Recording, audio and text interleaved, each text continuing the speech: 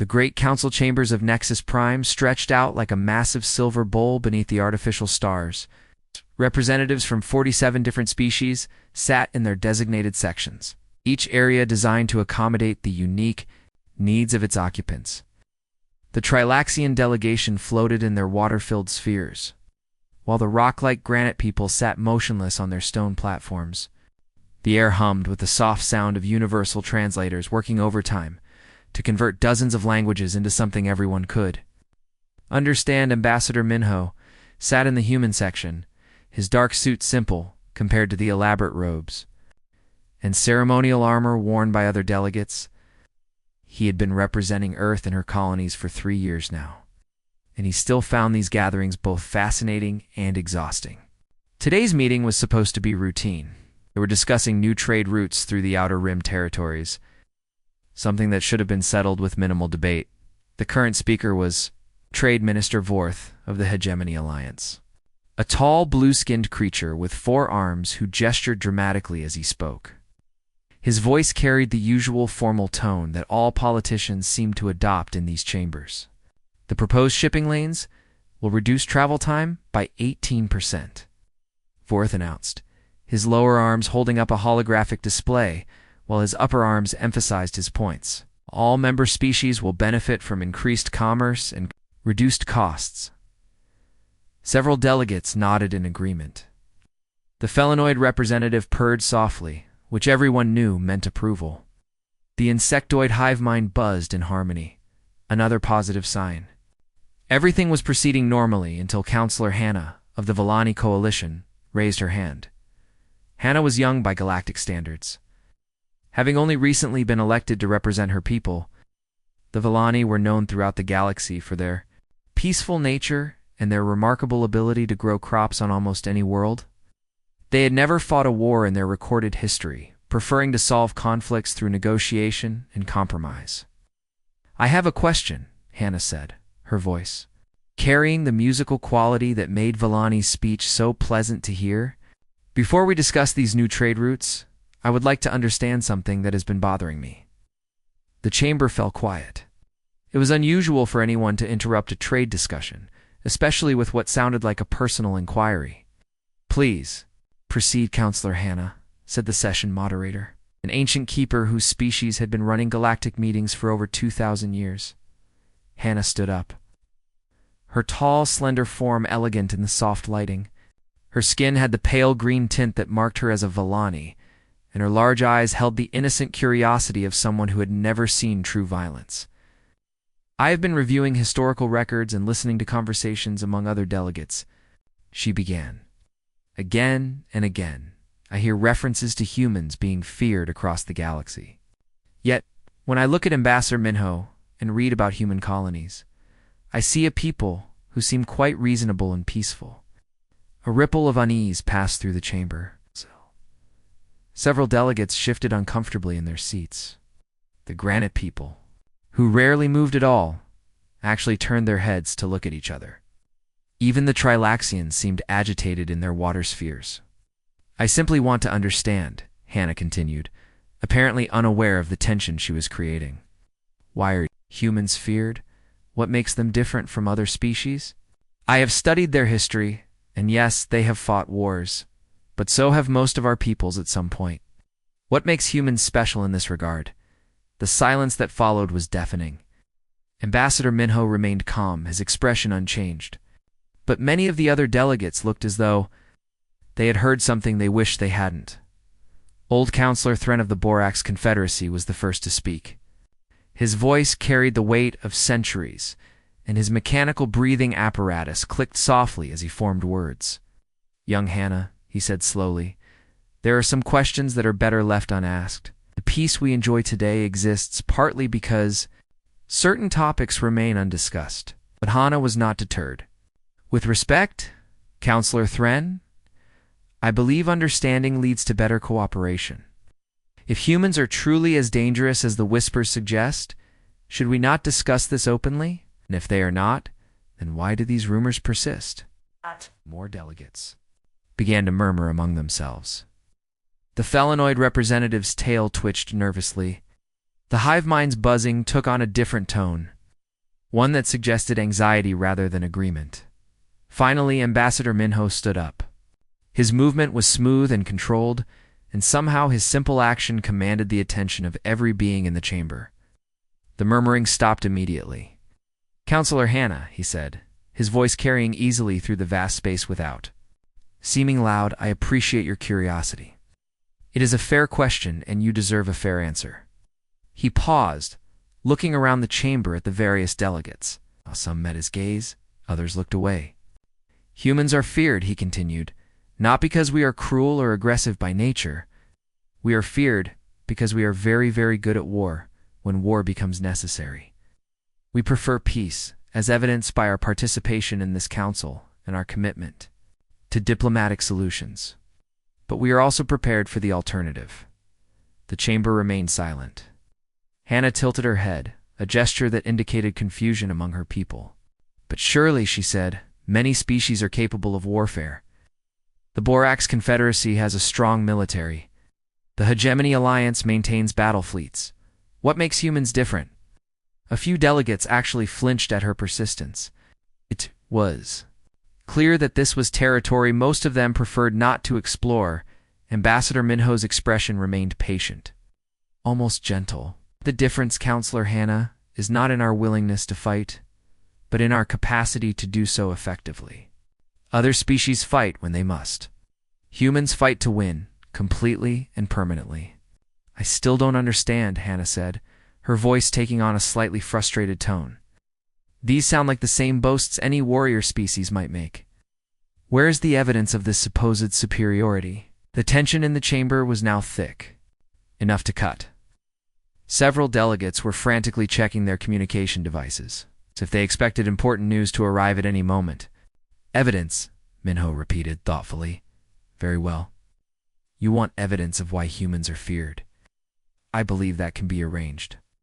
He touched a small device on his wrist and spoke a few quiet words in a language that the translators couldn't quite catch. Then he looked back at Hannah. "Give us 72 hours, he said simply. "Ask your question again in 3 days and you will have your answer." The session ended shortly after that, with the trade route discussion postponed indefinitely. As the delegates filed out of the chamber, many were engaged in urgent conversations with their aides and advisors. The word human could be heard in dozens of different languages. It's always spoken in hushed, worried tones. Hannah remained behind, puzzled by the reaction her simple question had generated. She had no idea that her innocent curiosity had just set in motion events that would demonstrate to the entire galaxy exactly why humans were feared, and why that fear was entirely justified. The message reached Earth 47 minutes after Ambassador Minho sent it from Nexus Prime. Admiral Jiho was in his office on Luna Station, reviewing routine patrol reports when his communication console lit up with an emergency signal. Red priority marker indicated this was no ordinary transmission. Admiral came the voice of his aide, Lieutenant Kyung, through the intercom. "Priority message from Ambassador Minho. Classification level Alpha." Jiho straightened in his chair. Alpha classification meant only one thing. Someone had asked the question that every human military officer hoped they would never have to answer. "Put it through," he said. The holographic display activated, showing Ambassador Minho's face. Even through the vast distance of space, Jiho could see the calm determination in the diplomat's eyes. Admiral Minho began without preamble. "We have a situation. The Villani Coalition has formally questioned human military capabilities. They believe our reputation is built on empty threats and old stories. They want proof." Jiho felt a familiar weight settle in his chest. I'd been preparing for this moment for his entire career, hoping it would never come. What kind of proof "Are they looking for?" he asked. "Complete verification of our defensive capabilities. They want to see why the galaxy fears us. I have promised them an answer in 72 hours. The transmission ended, leaving Jiho alone with his thoughts. He sat quietly for several minutes, then pressed a button on his desk that he had never used before. The button that would change everything. Within minutes, his senior staff began arriving at the conference room. General Soman entered first, her crisp uniform bearing the insignia of the Terran Ground Forces. She was followed by Fleet Commander Hayok, whose weathered face showed the experience of 30 years in deep space. Last came Intelligence Director Tai-Jin, a quiet man who seemed to know everything that happened in the galaxy before it actually occurred.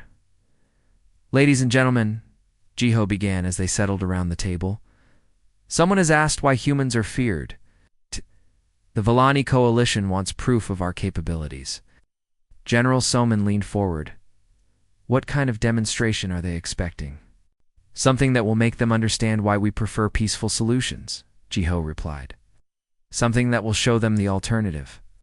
Fleet Commander Hyok stroked his beard thoughtfully. "We could send a small task force, 50 ships. That should be impressive enough, no?" said Director Tai-Jin quietly. "This is bigger than just the Vellani. Half the galaxy is watching. If we're going to do this, we need to do it properly." Jiho nodded slowly. "I agree. If we show weakness now, it will only encourage more challenges. But if we show too much strength, we risk starting the very war we're trying to prevent." "What do you suggest?" asked General Salman. "We activate the Terran Defense Protocol," Jiho said. "All of it." The room fell silent. The Terran Defense Protocol had been created 50 years ago, but never used. It was designed for the worst possible scenario, when humanity's very survival was at stake. "Sir," Fleet Commander Hyok said carefully, "the protocol calls for mobilizing every available vessel. That's nearly 1,000 ships." "I know what it calls for," Jiho replied. "The question is whether we're ready to show the galaxy what we're really capable of." Director Tai-Jin activated his tablet and began scrolling through classified files. Current fleet strength shows 863 vessels in active service. Another 247 in reserve that could be activated within 48 hours. "That's over 1,000 ships," General Soman said. "The largest fleet ever assembled in galactic history." "Exactly," Jiho said. "Which is why nobody will question our capabilities ever again." The orders went out within the hour. Across human space, from the core worlds to the frontier colonies, the message was the same. All ships were to proceed immediately to designated coordinates near Nexus Prime. This was not a drill. On the frontier world of New Sol, Captain Wusung was conducting routine maintenance on his patrol cruiser when the order came through. He had been stationed at the edge of human space for 3 years, dealing with pirates and smugglers. The idea of joining a major fleet operation was both exciting and terrifying. Captain called his communications officer, Ensign Borum. "We're receiving movement orders from Fleet Command. Priority 1. Wusung looked at the message display and felt his stomach tighten. He had never seen orders like these before. "The ship for immediate departure. Notify the crew we're joining the main fleet." Sir Borum said hesitantly. "The main fleet?" "All of it," Wusung confirmed. Similar scenes played out across hundreds of human vessels. On the heavy cruiser Determination, Commander Haijin canceled all shore leave and ordered her crew to battle stations. On the carrier Indomitable, Captain Sunho began launching fighter squadrons for long-range escort duty. Every ship in human space was moving toward the same destination. But it wasn't just military vessels that received the mobilization orders. Throughout human territory, cargo ships and passenger liners began changing course. What looked like normal commercial traffic was actually something much more significant. The merchant vessel Golden Star, carrying what appeared to be farming equipment to a colony world, suddenly diverted toward the fleet assembly point. Captain Jiwon, who had been hauling supplies for 15 years, opened a sealed compartment in his cargo hold and began activating systems that transformed his humble freighter into a mobile weapons platform. Similar transformations occurred throughout human space. Mining ships revealed hidden armor plating. Research vessels deployed sensor arrays that could track targets across entire star systems. Even the smallest patrol boats began installing weapon systems that had been stored in secret compartments. For decades, the galaxy's intelligence networks began reporting unusual activity in human space. But none of them understood what they were seeing. Ships were moving, but not in any pattern that made sense. There were no obvious military formations, no clear strategic objectives. On Earth, The news reached the civilian population through carefully worded announcements. The government explained that a routine military exercise was being conducted to test new communication systems. Most people accepted this explanation and went about their daily lives, unaware that their military was about to demonstrate why humanity was the most feared species in the galaxy. In the depths of space, nearly 900 warships began their journey toward Nexus Prime. They traveled in small groups, maintaining the appearance of normal patrol activities. But experienced military observers began to notice something disturbing. Every ship was heading in the same direction. The demonstration that Ambassador Minino had promised would show the galaxy exactly why humans were feared. And in less than 72 hours, every species in the Galactic Council would understand why the question should never have been asked. The first signs of something unusual began appearing on long-range sensors throughout the galaxy. Trade vessels that had been following established shipping routes for months suddenly changed course. What started as isolated incidents quickly became a pattern that made intelligence officers across dozens of species very nervous. On the Hegemony Alliance monitoring station at Kepler 7, its tensor operator Vrick stared at his display with growing confusion. He had been tracking human merchant traffic for 2 years, and their movements had always been predictable. Cargo ships followed efficient routes between colonies, passenger liners maintained regular schedules, and research vessels explored designated sectors in orderly patterns. Now, everything was different. Ships that should have been delivering supplies to mining colonies were heading toward the galactic core. Passenger vessels were abandoning their routes mid-journey. Even the small patrol boats that usually stayed close to human worlds were moving. In the same direction, Commander Vrix called to his superior, a veteran intelligence officer named Korth. "You need to see this." Korth approached the sensor station, his 4 eyes scanning the data streams. What he saw made his blood run cold. Nearly every human vessel in their surveillance network was moving toward the same general area of space. "How many ships are we tracking?" Korth asked. 743 confirmed contacts, Vrix replied. "But that's just in our sector. Reports from other monitoring stations suggest the pattern is galaxy-wide." Korth felt his stomach tighten. In his 30 years of intelligence work, he had never seen anything like this. "Send an immediate report to headquarters.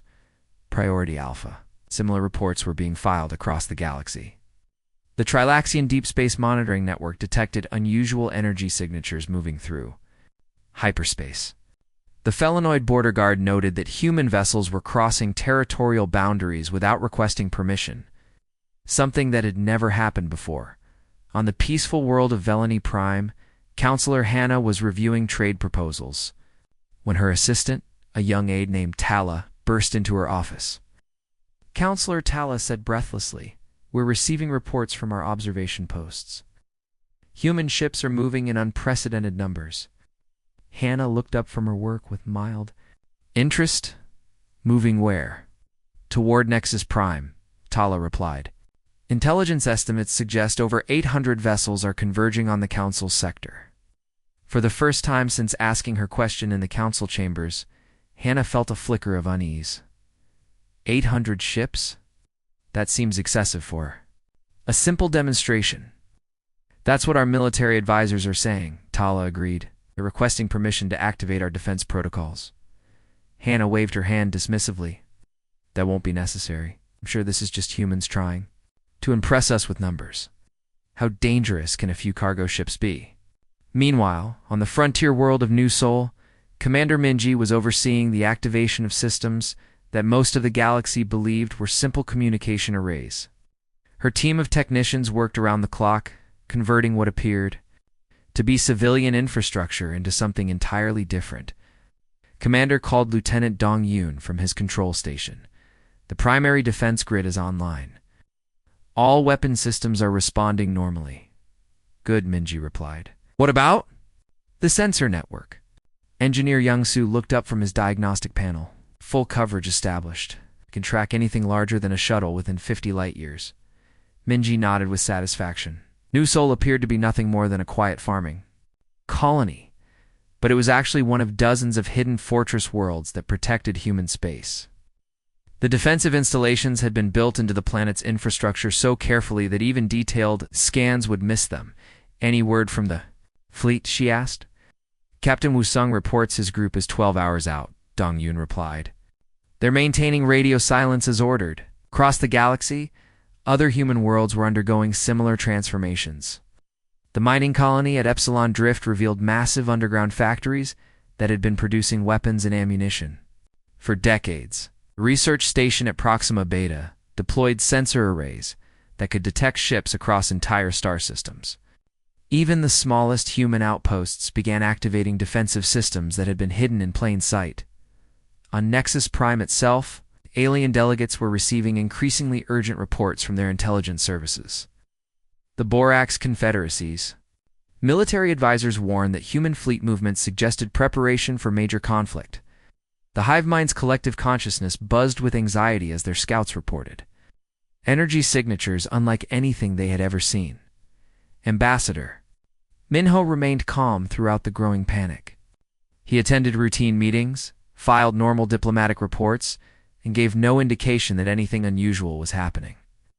When other ambassadors approached him with questions about the fleet movements, he simply smiled and suggested they wait for the demonstration he had promised. But privately, Minho was receiving regular updates from Admiral Jiho. The Admiral's reports were brief and professional, but they painted a picture of military mobilization on a scale that the galaxy had never witnessed. 863 vessels. Confirmed, assembled, came the latest message. All captains report, ready for demonstration. Recommend proceeding as planned. The tension on Nexus Prime reached a breaking point when the Granite People's representative, Counselor Thren, called an emergency session of the Galactic Council. The ancient being moved slowly to the center of the chamber, his mechanical breathing apparatus clicking ominously. "We are witnessing unprecedented military activity in human space," Thren announced. "Our intelligence services report nearly 1,000 vessels moving toward our location. This level of force deployment suggests preparations for invasion." Murmur of fear rippled through the assembled delegates. Several species began demanding that their governments prepare for war. Others called for immediate diplomatic intervention to prevent what they saw as an inevitable conflict. Ambassador Minho stood calmly and raised his hand for attention. Okay, the chamber fell silent. Every eye focused on the human representative. "Colleagues," he said in his measured tone, "there is no cause for alarm. As I promised Counselor Hannah, we are simply preparing to answer her question. In 18 hours, you will understand why humans are feared throughout the galaxy." He paused. Looking around the chamber at the frightened faces of dozens of species, and more importantly, he continued, "you will understand why that fear keeps the peace." The session ended with delegates rushing to contact their governments. Emergency meetings were called, defense fleets were activated, and evacuation plans were prepared. The galaxy held its breath, waiting to see what would emerge from hyperspace above Nexus Prime. In less than 18 hours, they would have their answer. And the question that had started it all would never be asked again. The first hyperspace emergence signature appeared on Nexus Prime's long-range sensors at exactly 0800 Galactic Standard Time. The massive energy discharge was unlike anything the monitoring stations had ever recorded. Within seconds, alarms began. Sounding throughout the orbital defense platforms, contact emerging from hyperspace announced the duty officer at Central Command. Energy signature is off the charts. What materialized from the swirling vortex of twisted space made every being in the command center stop breathing. It was not the small demonstration force they had expected. Instead, a massive battleship over 3 kilometers long emerged from hyperspace, its hull bristling with weapon systems that could crack planets. "Identify yourself," came the standard challenge from traffic control. "This is Admiral Jiho aboard the Terran Federation flagship Terra's Wrath," came the calm reply. "We are here for the demonstration requested by the Galactic Council." Before anyone could respond, another hyperspace signature appeared. Then another, and another. Within minutes, the space around Nexus Prime was filled with emerging human vessels.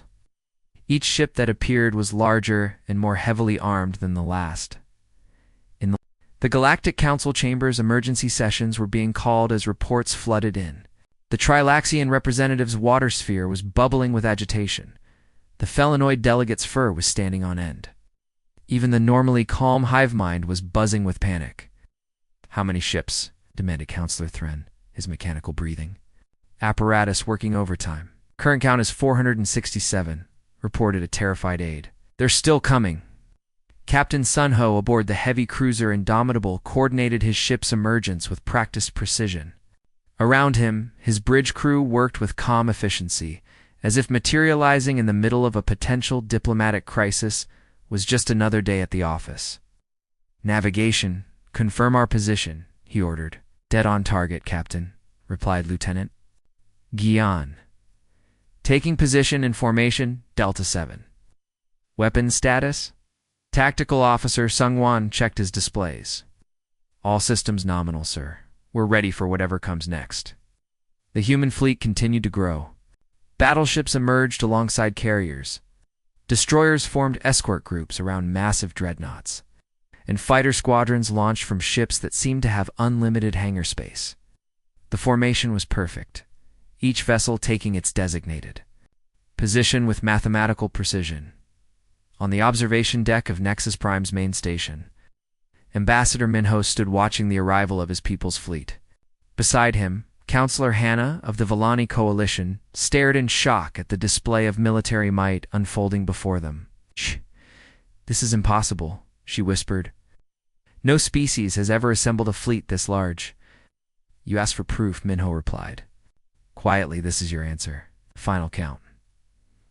When it came, left the Galactic Council in stunned silence. 897 human warships had emerged from hyperspace, forming a formation that stretched across thousands of kilometers. The combined firepower represented in that fleet was greater than the total military strength of the next 10 most powerful species combined. Admiral Insko's voice echoed through the communication systems of every ship in the fleet. "All vessels. This is Admiral Jeho. Execute Formation Alpha Prime. Prepare for demonstration protocol." The massive fleet began to move with a coordination that seemed impossible for such a large force. Ships that had been scattered across the formation condensed into tight attack groups.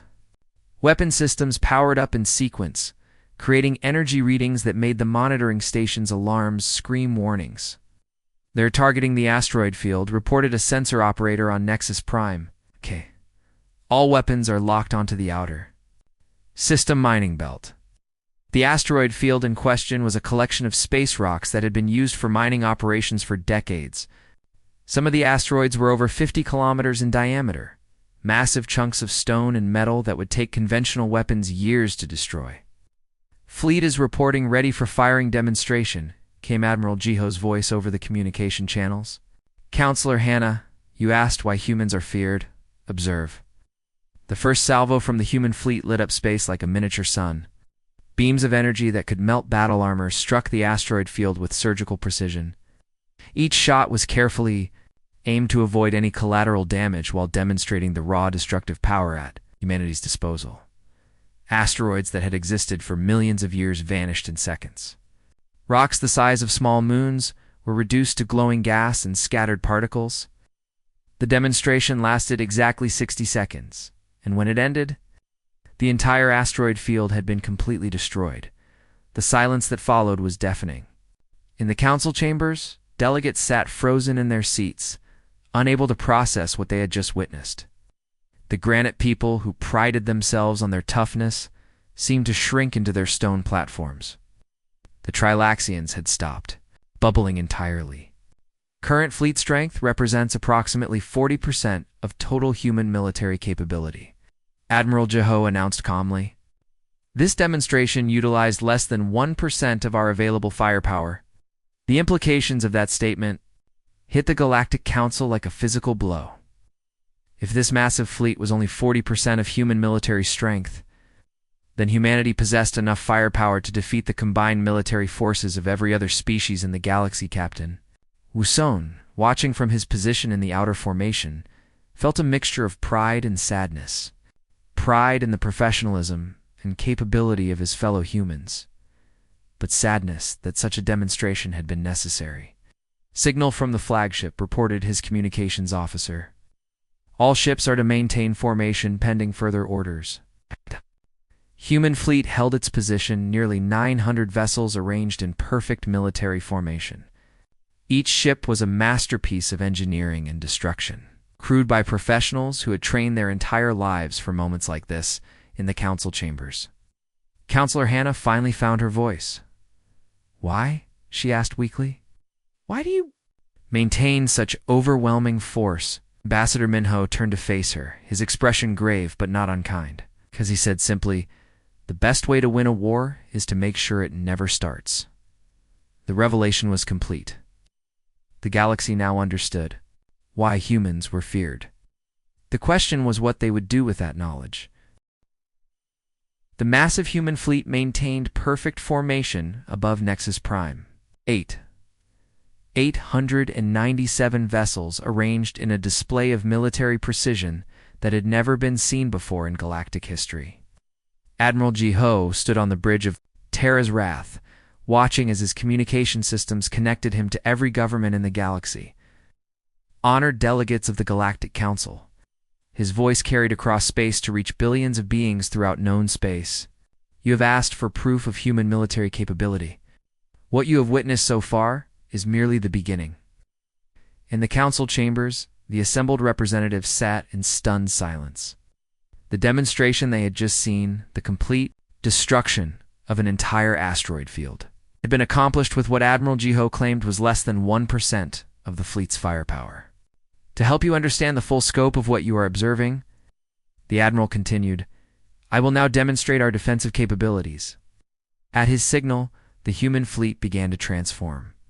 Ships that had appeared to be simple warships suddenly deployed additional hull sections. Massive shield generators emerged from hidden compartments, and energy barriers began forming between the vessels. Colonel Taeyong, leading the fighter squadrons from the carrier Victorious, received his orders. Through encrypted channels, all fighter groups execute demonstration pattern 7. Show them what our pilots can do. The space around Nexus Prime suddenly filled with thousands of small craft. Human fighters launched from every carrier in the fleet, their numbers so great that they blocked out the stars. These were not the simple patrol craft that most species used for local defense. These were advanced war machines, each one capable of destroying vessels 10 times their size.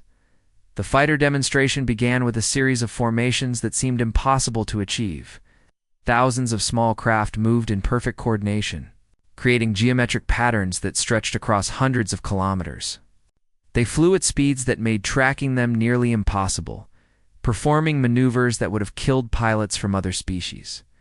Our fighter pilots trained from childhood, Admiral Ji-ho explained as the demonstration continued.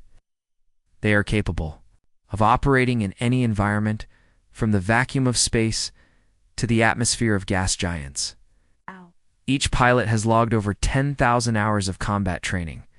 The fighters suddenly shifted into attack formation, their weapon systems lighting up the darkness of space. They targeted a series of derelict spacecraft that had been placed in the outer system for this purpose. The attack was swift and devastating, each target destroyed with surgical precision. Captain Sun-ho, commanding the heavy cruiser Indomitable, watched the fighter demonstration with professional appreciation. His own ship was preparing for the next phase of the show, something that would demonstrate the true reach of human weapons technology. All gunnery officers prepare for long-range targeting demonstration, came the order from the flagship. Human fleet's weapons systems began to track targets that were completely invisible to the alien observers. Using sensors that could detect objects across entire star systems, the human ships locked onto a collection of asteroids in a neighboring system. Ow. Firing, announced Captain Sun-ho. The weapons that fired were unlike anything the galaxy had ever seen. Instead of energy beams or projectiles, the human ships launched something that bent space itself. The shots traveled faster than light, crossing the vast distance between star systems in seconds. The results were transmitted back to Nexus Prime through the human fleet's communication network. Asteroids 50 light-years away had been destroyed. With the same precision as the local demonstration, the implications were staggering. Human weapons could strike targets anywhere in the galaxy. Our defensive technology is equally advanced, Admiral Ji-ho continued. Observe. The human fleet's shields suddenly blazed to life, creating barriers of energy that connected the ships into a single defensive network. The shields were so powerful that they actually began to bend light around them, creating a shimmering effect that made the fleet appear to be floating in a sea of liquid starlight. These shields can withstand the combined firepower of every other fleet in the galaxy, the Admiral explained. They are powered by reactors that can function for decades without refueling. Commander Mingy, monitoring the demonstration from her hidden fortress on New Sol, watched as the human fleet revealed capabilities that most species didn't even know existed. The defensive grid on her world was just one part of a network that spanned all of human space. Reported from the flagship, reported Lieutenant Dong Yun. We're authorized to reveal the planetary defense systems across human space. Worlds that had appeared to be simple colonies suddenly activated defensive installations that dwarfed anything in the galaxy. Massive weapons platforms emerged from underground bunkers. Shield generators that could protect entire planets came online. And sensor networks that had been hidden for decades began broadcasting their full capabilities. The data streams from these revelations reached the Galactic Council in real time. Intelligence officers who had spent years trying to understand human defensive capabilities suddenly realized they had been completely wrong about everything. What they had thought were farming colonies were actually fortress worlds. What they had assumed were research stations were actually weapons development facilities. The Human Defensive Network consists of over 4,000 installations, Admiral Jaho announced. Each world in human space is protected by weapon systems that can destroy entire battle fleets. Our early warning network can detect approaching threats from over 100 light-years away. Counselor Hannah, still standing on the observation deck beside Ambassador Minho, felt her worldview crumbling. Her people had always believed that military strength was measured in numbers of ships and soldiers. The humans had shown them that true strength came from technology, training, and the will to use both effectively. But why? She asked again. Why do you maintain such overwhelming force if you truly prefer peace? Admiral Jaho's voice carried a note of sadness as he answered. Because we have learned from our history, we know what happens when peaceful people are unprepared for war. We choose to be ready so that readiness itself becomes our weapon.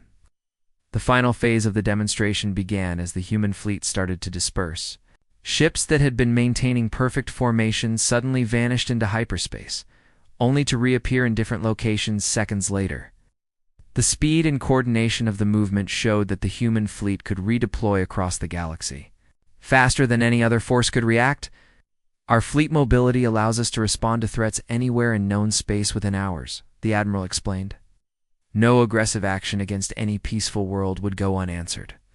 As the demonstration concluded, the human fleet reformed into its original formation above Nexus Prime. 897 ships of unimaginable power, crewed by professionals who had just shown the galaxy what true military capability looked like. The silence that followed was profound.